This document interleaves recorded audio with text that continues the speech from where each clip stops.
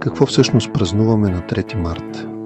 Защо България отбелязва договор, който е отменен само няколко месеца след подписването си?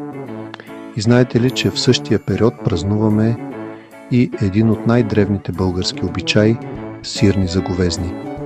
Днес ще разкрием интересни и малко познати факти за освобождението на България.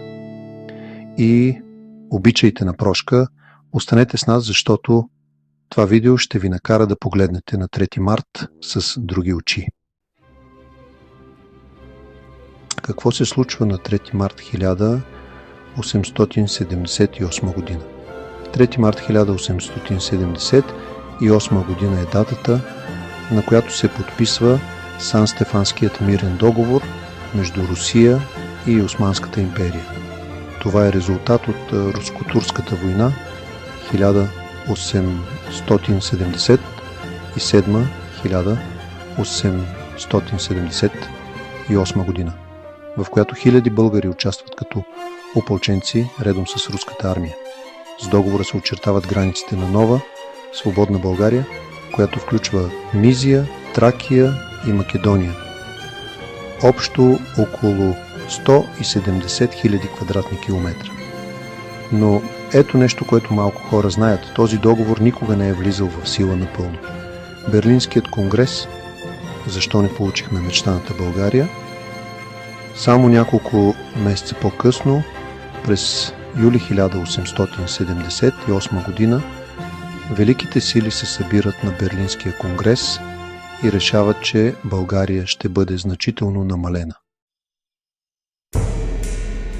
Териториите на днешна Македония и част от Тракия остават в Османската империя, а източна Румелия е отделена като автономна област. Ето защо някои историци наричат 3 март неосъществената свобода.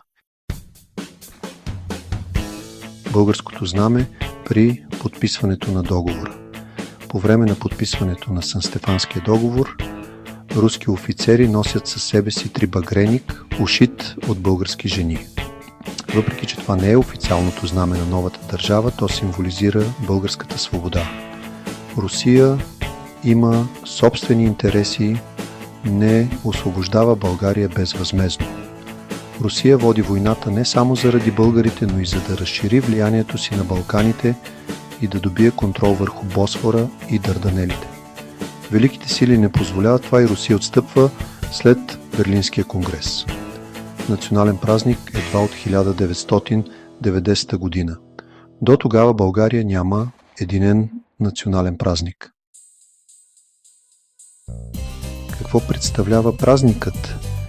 Сирни заговезни, известен още като прошка, е празник, който бележи края на зимата и подготовката за великденските пости.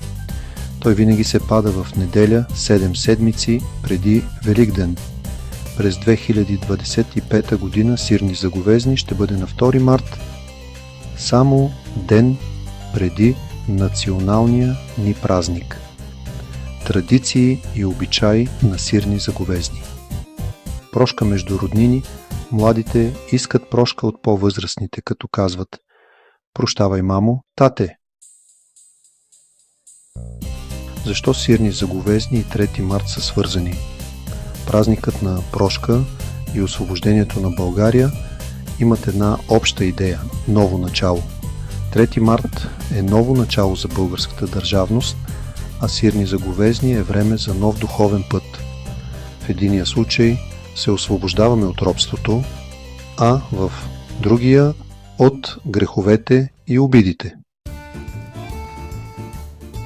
Честит 3 март! Нека не забравяме, че свободата не е даденост, а извоювано право.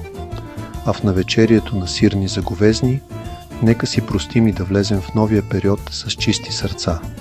Ако това видео ви е било интересно, дайте един лайк и се абонирайте за още любопитни истории от българската история.